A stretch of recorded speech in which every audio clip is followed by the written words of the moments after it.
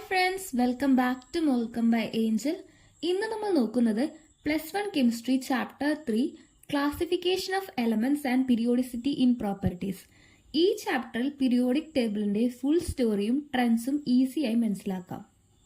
Chapter ഔട്ട്ലൈനായി വരുന്നത് why do we need to classify elements, genesis of periodic classification, modern periodic law and the present form of the periodic table, nomenclature of elements with atomic number greater than 100, electronic configuration of elements and the periodic table, electronic configuration and type of element, periodic trends in properties of elements.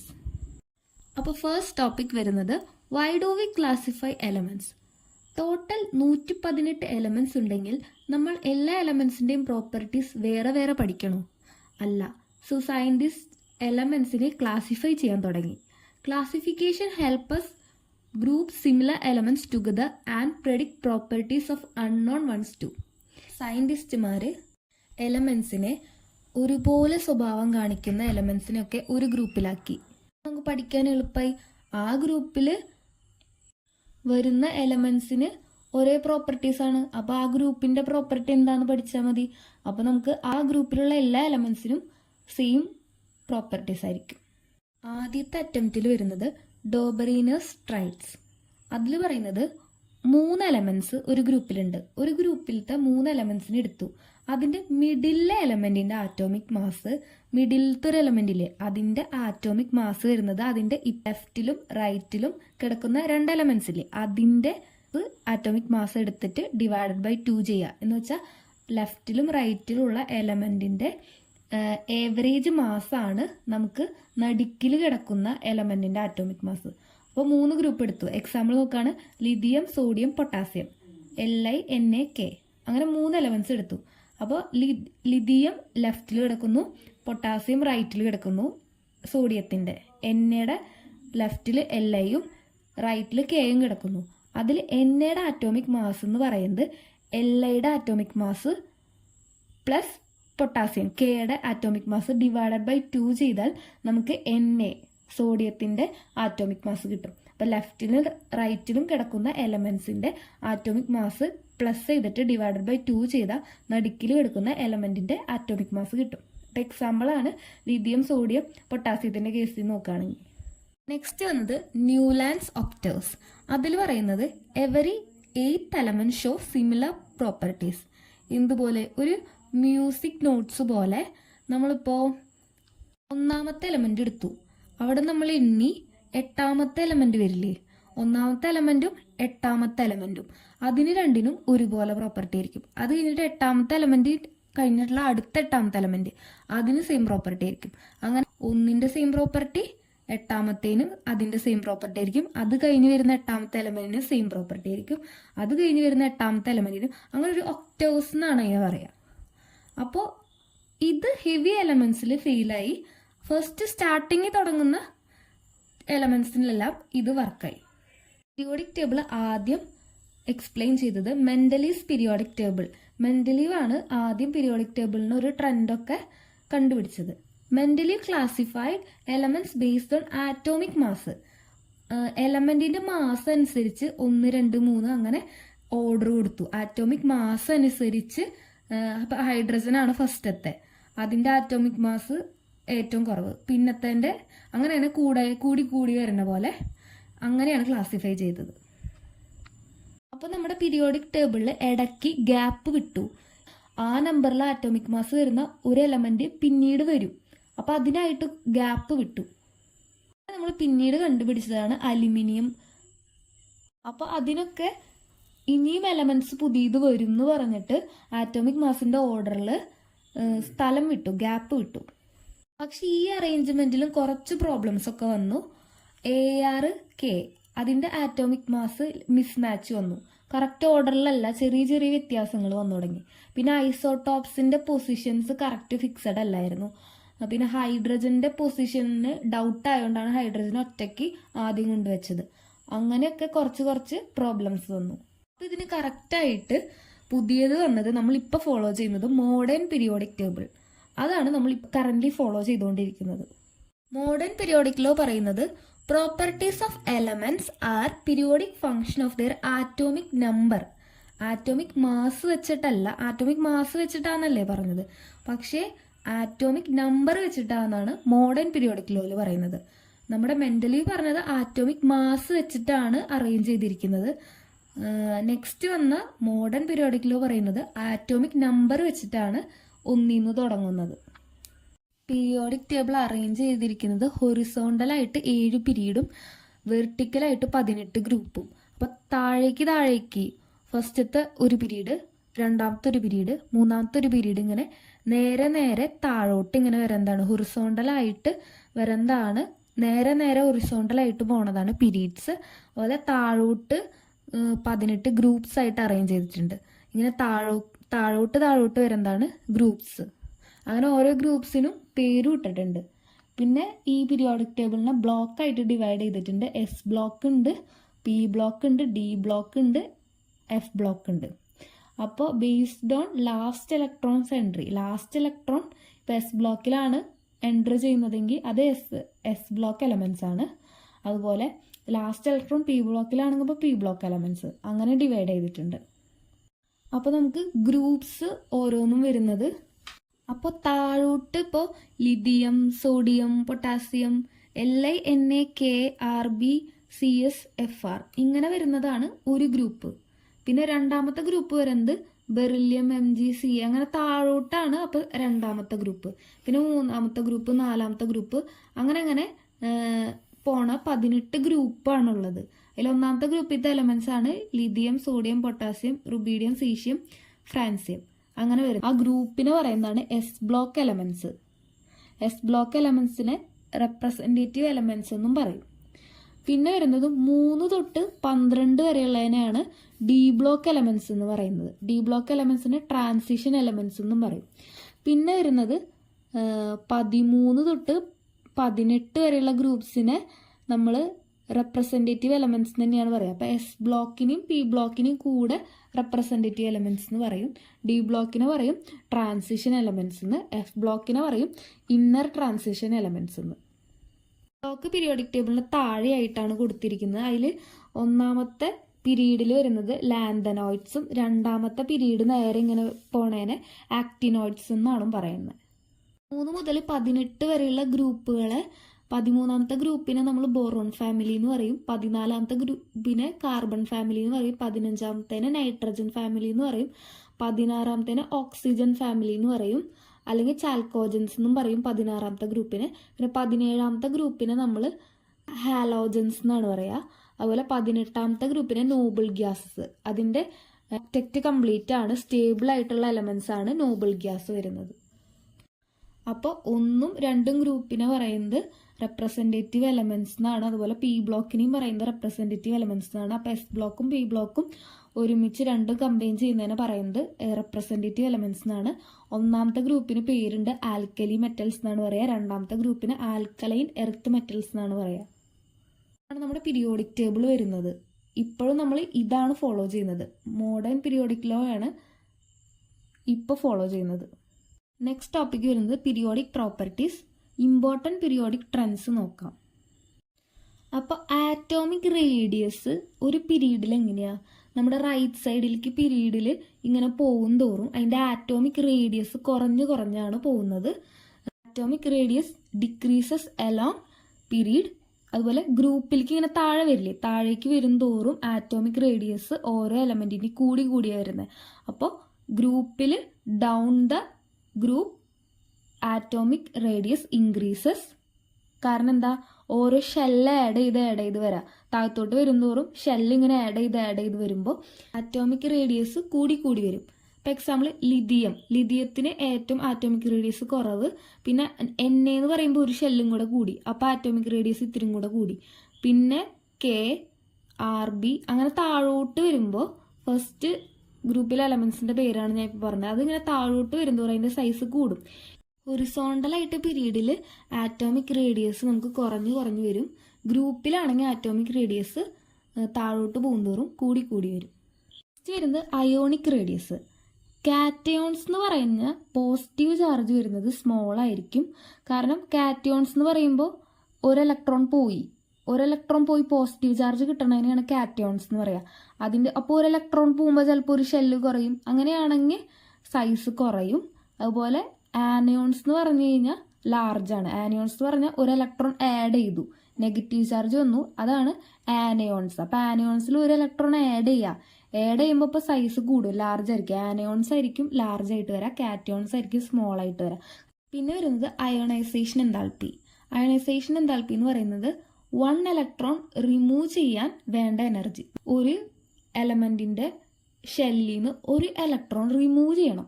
ആ remove ചെയ്യാൻ എന്തോരം energy ആവശ്യമാണ് എന്നുള്ളതാണ് ionisation enthalpy. അപ്പോൾ definition വരുന്നത് energy required to remove electrons from an atom. Electrons remove ചെയ്യാൻ ഒരു ആറ്റത്തിന് വേണ്ട എനർജി എന്ന് പറയുന്നതാണ് അയണൈസേഷൻ എൻതാൽപ്പി. അയണൈസേഷൻ എൻതാൽപ്പിയുടെ ട്രെൻഡ് നോക്കാം. എക്രോസ് പീരീഡിൽ അയണൈസേഷൻ എനർജി നമുക്ക് പീരീഡിൽ എങ്ങനെയാണ് പറഞ്ഞത്, സൈസ് കുറയാണ്. സൈസ് ഇങ്ങനെ കുറഞ്ഞു വരാം. എലമെന്റ്സിന്റെ സൈസ് ഇങ്ങനെ കുറഞ്ഞു വരുമ്പോൾ അത് ന്യൂക്ലിയസ് ആയിട്ട് അടുത്തടുത്ത് വന്നു. സൈസ് ഇങ്ങനെ കുറയാണ്. അപ്പോൾ ന്യൂക്ലിയസിന്റെ അടുത്തടുത്ത് വരുമ്പോൾ നമുക്ക് അത് ഇലക്ട്രോണിനെ റിമൂവ് ചെയ്യാൻ പാടായിരിക്കും. അകലം കൂടിയ ഏറ്റവും വലിയതിന് അയണൈസേഷൻ എനർജി കുറവ് മതി. കാരണം എന്താ, റിമൂവ് ചെയ്യാൻ എളുപ്പമാണ്. കാരണം ന്യൂക്ലിയസ് ആയിട്ടുള്ള അട്രാക്ഷൻ കുറവാണ് വലുതിന്. അപ്പോൾ ചെറുതായി വരുമ്പോൾ അതുപോലെ ന്യൂക്ലിയസ് അട്രാക്ഷൻ കൂടി വരിക. അപ്പോൾ നമുക്ക് അതിനെ റിമൂവ് ചെയ്യാൻ പാടായിരിക്കും. പീരീഡിൽ അയണൈസേഷൻ എനർജി കൂടി വരും. ഡൗൺ ദ ഗ്രൂപ്പിൽ സൈസ് കൂടി വരാം. ഡൗൺ ദ ഗ്രൂപ്പ് നമ്മൾ പറഞ്ഞു അറ്റോമിക് റേഡിയസ് കൂടി വരിക. അങ്ങനെ കൂടി വരുന്നതുകൊണ്ട് ഏറ്റവും ചെറുതാണ് ഫസ്റ്റ്, പിന്നെ കൂടി സൈസ് കൂടി വരുന്നു. അപ്പോൾ സൈസ് കൂടുന്തോറും ന്യൂക്ലിയസ് ആയിട്ടുള്ള അട്രാക്ഷൻ കുറഞ്ഞുകൊണ്ട് നമുക്ക് ഇലക്ട്രോൺസിനെ പെട്ടെന്ന് റിമൂവ് ചെയ്യാം. അപ്പോൾ down the group ionisation energy decrease ചെയ്ത് വരാം. കാരണം താഴെ എത്തുമ്പോൾ സൈസ് കൂടി വരാം. അപ്പോൾ പെട്ടെന്ന് റിമൂവ് ചെയ്യാം. അപ്പോൾ അത്ര എനർജി മതി. അയണൈസേഷൻ എനർജി എന്ന് പറഞ്ഞാൽ റിമൂവ് ചെയ്യാൻ, ഒരു ഇലക്ട്രോൺ റിമൂവ് ചെയ്യാൻ എന്തോരം എനർജി കൊടുക്കണം. സൈസ് കൂടുന്തോറും ന്യൂക്ലിയസ് ആയിട്ടുള്ള അട്രാക്ഷൻ കുറയും. അപ്പോൾ നമുക്ക് പെട്ടെന്ന് റിമൂവ് ചെയ്ത് കളയാം അതിന്. അപ്പോൾ ഡൗൺ ദ ഗ്രൂപ്പ് സൈസ് കൂടുകയാണ്, അയണൈസേഷൻ എനർജി അപ്പോൾ കുറയും. കുറച്ച് മതി ഗ്രൂപ്പിൽ, കാരണം സൈസ് കൂടുകയല്ലേ. അപ്പോൾ കുറച്ച് ഡൗൺ ദ ഗ്രൂപ്പ് ഡിക്രീസ് ആണ് വരുന്നത്. അയണൈസേഷൻ എൻതാൽപ്പി അലോങ് ദ പീരീഡിൽ ഇൻക്രീസ് ചെയ്ത് പോകും. എക്സാമ്പിൾ ഒരെണ്ണം നോക്കുകയാണെങ്കിൽ ബെറിലിയം, ബിഇക്ക് അയണൈസേഷൻ എനർജി കൂടുതലാണ് ബോറോണിനേക്കാളും. കാരണം ബിഇ എന്ന് പറഞ്ഞൊരു സ്റ്റേബിൾ ആയിട്ടുള്ള ഇലക്ട്രോണിക് കോൺഫിഗറേഷനാണ് വരുന്നത്. അപ്പോൾ നമുക്കൊരു സ്റ്റേബിൾ ആയിട്ടുള്ള ഇലക്ട്രോണിക് കോൺഫിഗറേഷൻ റിമൂവ് ചെയ്യാൻ പാടായിരിക്കും.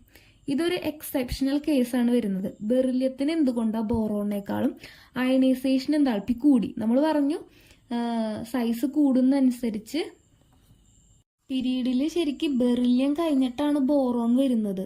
അപ്പോൾ ബെറിലിയം കഴിഞ്ഞിട്ട് ബോറോൺ വരുമ്പോൾ ശരിക്കും പീരീഡിൽ അയണൈസേഷൻ എൻതാൽപ്പി കൂടാണ് വരേണ്ടത്. ബെറിലിയം കഴിഞ്ഞിട്ടാണ് ബോറോൺ വരുന്നത്. അപ്പോൾ ബെറിലിയത്തിനായിരിക്കണം ശരിക്കും കുറവ് വരുന്നത്.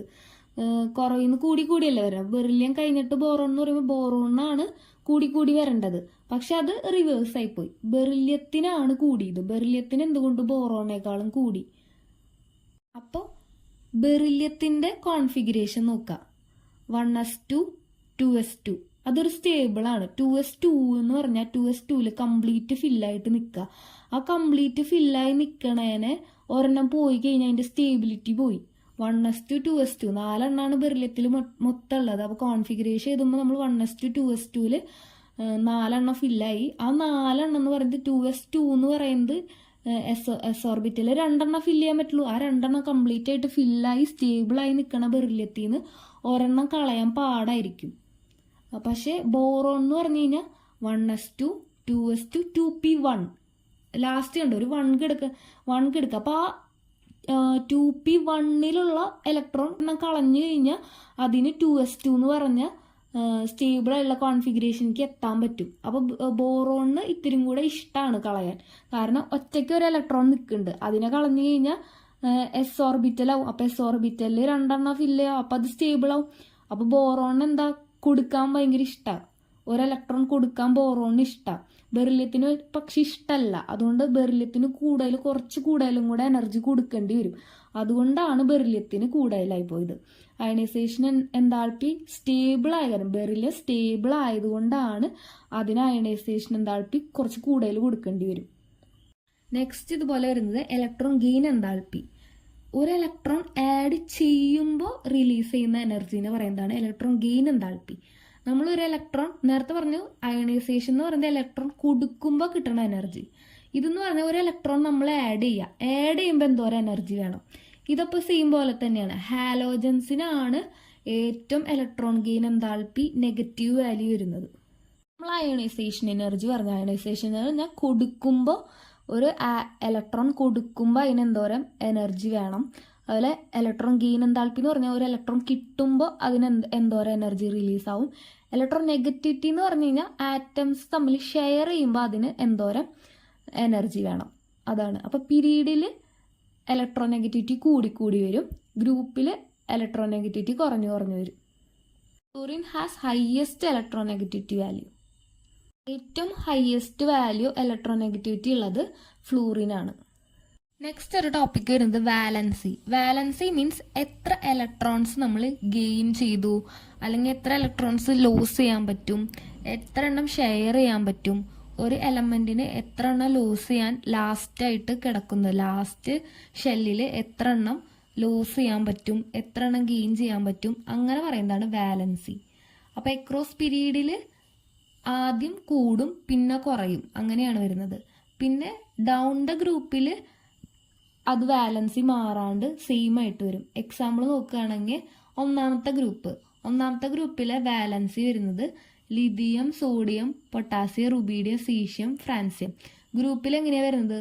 2s1, 3s1, 4s1 അങ്ങനെയാണ്. അപ്പം അതിൻ്റെ ഒരു ഇലക്ട്രോണാണ് പുറത്ത് കിടക്കുന്നത്. അതാണ് അതിന് ഷെയർ ചെയ്യാനോ ഗെയിൻ ചെയ്യാനോ ഒക്കെ പറ്റുള്ളൂ. അപ്പോൾ ആ ഒന്നെന്ന് പറയുന്നതാണ് ഒന്നാമത്തെ ഗ്രൂപ്പിൻ്റെ വാലൻസി. രണ്ടാമത്തെ ഗ്രൂപ്പിൽ 2s2, 3s2 അങ്ങനെ വരുന്നത്. അപ്പോൾ അതിൽ 2 എണ്ണമാണ് ഷെയർ ചെയ്യാൻ കിടക്കുന്നത്. അങ്ങനെ ലാസ്റ്റ് ഷെല്ലിൽ എത്ര എണ്ണമാണ് ഷെയർ ചെയ്യാനോ ഗെയിൻ ചെയ്യാനോ കിടക്കുന്നത്, അതിനെയാണ് വാലൻസി എന്ന് പറയുന്നത്. അപ്പോൾ ഒന്നാമത്തെ ഗ്രൂപ്പിൻ്റെ വാലൻസി +1 ആണ്, രണ്ടാമത്തെ ഗ്രൂപ്പിൻ്റെ വാലൻസി +2 അങ്ങനെ. പിന്നെ ഇങ്ങോട്ട് വരുമ്പോൾ ഹാലോജൻസിന് ഒരെണ്ണം കിട്ടാനാണ് ആഗ്രഹം, അപ്പോൾ അതിൻ്റെ വരെ -1 ആണ് വരിക വാലൻസി. ഇനി ഈ ചാപ്റ്ററിൽ എക്സെപ്ഷൻസ് വരുന്നതിൻ്റെ ക്വസ്റ്റ്യൻസ് ചോദിക്കാറുണ്ട്. നമ്മൾ പറഞ്ഞു lithium, beryllium, boron, carbon, nitrogen, oxygen, ഇങ്ങനെ ഈ പീരീഡ് നേരെ പോണ ഈ പീരീഡിൽ നമുക്ക് അയണൈസേഷൻ എൻതാൽപ്പി കൂടിയാണ് വരാമെന്ന് പറഞ്ഞു. അപ്പോൾ ബെറിലിയം കഴിഞ്ഞിട്ടാണ് ശരിക്കും ബോറോൺ വരുന്നത്. അപ്പോൾ ബെറിലിയം കഴിഞ്ഞിട്ട് ബോറോണ് കൂടും, പിന്നെ കാർബൺ കൂടും, പിന്നെ നൈട്രജന്, പിന്നെ ഓക്സിജന്, അങ്ങനെ കൂടിയാണ് പോകേണ്ടത്. പക്ഷേ ബെറിലിയത്തിന് കൂടി, ബോറോണിനേക്കാളും ബെറിലിയത്തിന് കൂടി. ശരിക്കും ബെറിലിയത്തിന് കുറവാണ് വേണ്ടത്, പക്ഷെ ബെറിലിയത്തിന് എന്തുകൊണ്ട് കൂടി? ബെറിലിയം സ്റ്റേബിൾ ആയതുകൊണ്ടാണ് അതിന് കൂടിയത്. ഇനി അതുപോലെ തന്നെ നൈട്രജൻ കഴിഞ്ഞിട്ട് ഓക്സിജൻ, ശരിക്ക് നൈട്രജന് കുറവും ഓക്സിജന് കൂടുതലാണ് വേണ്ടത്. ഓർഡർ വെച്ച് നോക്കുമ്പോൾ പീരീഡിൽ കൂടി പോകുന്ന പറഞ്ഞത്, പക്ഷെ നൈട്രജനാണ് കൂടുതൽ. അതെന്തുകൊണ്ടാണ്? നൈട്രജൻ്റെ കോൺഫിഗറേഷൻ വരുന്നത് 2s2, 2p3. 3 എന്ന് പറയുന്നത് പി ഓർബിറ്റിൽ നമുക്ക് മൊത്തം 6 എണ്ണം ഫില്ല് ചെയ്യാം. 3 എണ്ണം ഫില്ലായി കഴിഞ്ഞാൽ ഹാഫ് സ്റ്റേബിൾ എന്ന് പറയാം. അത് ഹാഫ് സ്റ്റേബിളായിട്ട് നിൽക്കുകയാണ്. 3 വരെ ഫില്ല് ചെയ്തു, 6 എണ്ണം ഫില്ല് ചെയ്ത് കഴിഞ്ഞാൽ സ്റ്റേബിളാണ് പി ഓർബിറ്റലിൽ. ഇത് 3 എണ്ണം ഫില്ല് ചെയ്ത് ഹാഫ് സ്റ്റേബിളായിട്ട് നിൽക്കുകയാണ്. ഹാഫ് ഫില്ലായതുകൊണ്ട് അതും സ്റ്റേബിളായിട്ട് നിൽക്കാൻ നൈട്രജൻ. അപ്പോൾ അതിൻ്റെ ഒരെണ്ണം പോയി കഴിഞ്ഞാൽ 2p2 ആവും, അല്ലെങ്കിൽ ഒരെണ്ണം കിട്ടിക്കഴിഞ്ഞാൽ 2p4 ആവും. അതിന് 3 ആയിട്ട് നിൽക്കുമ്പോൾ അത് ഹാഫ് സ്റ്റേബിളായിട്ടാണ് നിൽക്കണേ. അപ്പോൾ അതിന് കൊടുക്കാനോ കിട്ടാനോ താല്പര്യം ഉണ്ടാവില്ല. അപ്പോൾ ഓക്സിജൻ എന്ന് പറയുന്നത് 2s2, 2p4, അതിന് ഒരെണ്ണം പോയി കഴിഞ്ഞാൽ സ്റ്റേബിൾ ആവും. അപ്പോൾ അയണൈസേഷൻ എൻതാൽപ്പി അതിന് കുറവ് മതി. ഓക്സിജന് ശരിക്കും കൂടുതലാണ് വേണ്ടത്, പക്ഷെ അത് എക്സെപ്ഷനായിട്ട് കുറവ് മതി ഓക്സിജന്. അതെന്തുകൊണ്ടാണ്? അതിന് 2p4 ആയിട്ട് നിൽക്കുന്നതുകൊണ്ട് അതിന് ഒരെണ്ണം പോയി കഴിഞ്ഞാൽ 2p3 ആവും, അപ്പോൾ അത് സ്റ്റേബിൾ ആവും. അപ്പോൾ ഓക്സിജൻ അപ്പോൾ കുറവ് മതി, ഒരെണ്ണം കൊടുക്കാൻ ഇഷ്ടമായിട്ടാണ് നിൽക്കുന്നത്. പക്ഷെ നൈട്രജൻ ഓൾറെഡി സ്റ്റേബിളായിട്ട് അതിന് കൊടുക്കാൻ താല്പര്യമില്ല. അപ്പോൾ അങ്ങനെ വരുമ്പോൾ നൈട്രജന് കൂടുതൽ എനർജി കൊടുക്കേണ്ടി വരും. അതുകൊണ്ടാണ് nitrogen is greater than oxygen. എന്തുകൊണ്ടാണ്? നൈട്രജൻ ഹാഫ് സ്റ്റേബിളായിട്ട് നിൽക്കുക, അതുകൊണ്ടാണ് അതിന് കൊടുക്കാൻ ഇഷ്ടമല്ലാത്തത്. നമുക്കിതിൽ ലാന്തനൈഡ് കോൺട്രാക്ഷൻ വരുന്നുണ്ട്. ലാന്തനൈഡ് കോൺട്രാക്ഷൻ എന്ന് പറഞ്ഞു കഴിഞ്ഞാൽ ആറ്റോമിക് നമ്പർ കൂടി വരുന്നതനുസരിച്ച് അതിൻ്റെ പെട്ടെന്നൊരു ഡിക്രീസിങ് ഉണ്ടാവുകയാണ് അതിൻ്റെ സൈസിൽ. അതാണ് lanthanide contraction.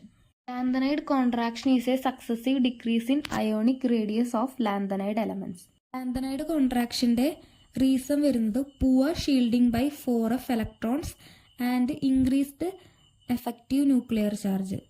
Poor shielding 4f ഓർബിറ്റലിൻ്റെ പുവർ ഷീൽഡിങ് കൊണ്ടും അതുപോലെ തന്നെ ന്യൂക്ലിയർ ചാർജ് കൂടുന്നത് കൊണ്ടുമാണ് ലാന്തനോട് കോൺട്രാക്ഷൻ സംഭവിക്കുന്നത്. പിന്നെ ഇതിൽ വരുന്നൊരു topic IUPAC nomenclature of elements. അപ്പോൾ 0 വരികയാണെങ്കിൽ നമ്മൾ നില്ലെന്നാണ് കൊടുക്കുക, 1 വരികയാണെങ്കിൽ അണ്ണെന്ന് പറയും, 2 വരികയാണെങ്കിൽ ബൈ, 3 വരികയാണെങ്കിൽ ട്രൈ, 4 എണ്ണമാണെങ്കിൽ ക്വാഡ്, 5 എണ്ണാണെങ്കിൽ പെൻറ്റ്, 6 എണ്ണാണെങ്കിൽ ഹെക്സ്, 7 എണ്ണാണെങ്കിൽ സെപ്റ്റ്, 8 എണ്ണാണെങ്കിൽ ഒക്റ്റ്, 9 എണ്ണാണെങ്കിൽ എണ്ണ്.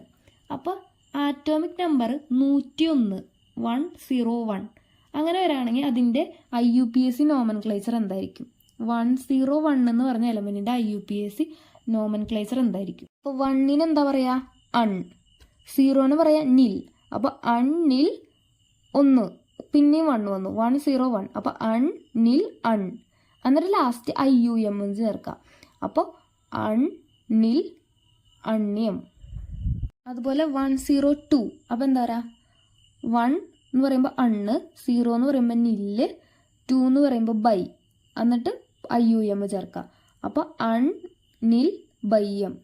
അതുപോലെ 103 അൺ നിൽ ട്രയ്യം. അങ്ങനെ നെക്സ്റ്റ് 104 അൺ നിൽ ക്വാഡിയം. അങ്ങനെ പേരുകൾ ചേർത്തിട്ട് ലാസ്റ്റ് IUM എന്ന് ചേർക്കുക. 111 അതിൻ്റെ എങ്ങനെയായിരിക്കും? 1-ന് എന്താ പറയുക? അണ്ണ്. അപ്പോൾ അൺ അൺ അണ്യം 3 വട്ടം. അൺ അൺ ബയ്യം. 112 പറയുന്നതാണ് അൺ അൺ ബയ്യം. അങ്ങനെ ഓരോന്നിനെ എന്താ പറയാന്ന് പഠിക്കുക. 1-നെ നമ്മൾ അണ്ണെന്ന് പറയും, 2-ന് ബൈ എന്ന് പറയും, 3-ന് ട്രൈ എന്ന് പറയും. എന്നിട്ട് ഏത് നമ്പറാണ് തരുന്നത് അതിന് കൂട്ടി എഴുതിയിട്ട് ലാസ്റ്റ് IUM എന്ന് ചേർക്കുക. അതാണ് IUPAC നോമൻക്ലേച്ചർ. നമ്മൾ ഒരു ആറ്റോമിക് നമ്പർ തരുമ്പോൾ എങ്ങനെയാണ് അതിൻ്റെ IUPAC നെയിം കണ്ടുപിടിക്കുക. സമ്മറി പോലെ നോക്കാം. പീരീഡിൽ നമുക്ക് ആറ്റോമിക് റേഡിയസ് കുറഞ്ഞാണ് വരുന്നത്. അപ്പോൾ അതിൻ്റെ അയണൈസേഷൻ എന്താൽപ്പിയും കൂടുതലാണ്, ഇലക്ട്രോനെഗറ്റിവിറ്റിയും കൂടുതലാണ്, മെറ്റാലിക് നേച്ചർ കുറഞ്ഞു വരും. ഇനി ഗ്രൂപ്പിൽ നോക്കുകയാണെങ്കിൽ ആറ്റോമിക് റേഡിയസ് കൂടിയാണ് വരുന്നത്. അപ്പോൾ അയണൈസേഷൻ എന്താൽപ്പി, ഇലക്ട്രോനെഗറ്റിവിറ്റി ഒക്കെ കുറഞ്ഞു വരും. അതുപോലെ മെറ്റാലിക് നേച്ചർ കൂടും. അപ്പോൾ ഈ ചാപ്റ്ററിൽ ട്രിക്സും ലോജിക്കും ഒക്കെ മനസ്സിലാക്കി പഠിക്കുക. ചാപ്റ്ററിൽ നിന്ന് 1 മാർക്ക് 2 മാർക്ക് 3 മാർക്ക് ക്വസ്റ്റ്യൻസ് ഒക്കെ എല്ലാ വർഷവും ചോദിക്കാറുള്ളതാണ്. ചാപ്റ്ററിൻ്റെ കംപ്ലീറ്റ് നോട്ട്സ് ടെലഗ്രാം ചാനലിൽ അവൈലബിൾ ആണ്. ടെലഗ്രാം ചാനലിൻ്റെ ലിങ്ക് ഞാൻ ഡിസ്ക്രിപ്ഷൻ ബോക്സിൽ കൊടുക്കാം. So study well and keep revising with Molcom by Angel. Like, share and subscribe for more chemistry magic.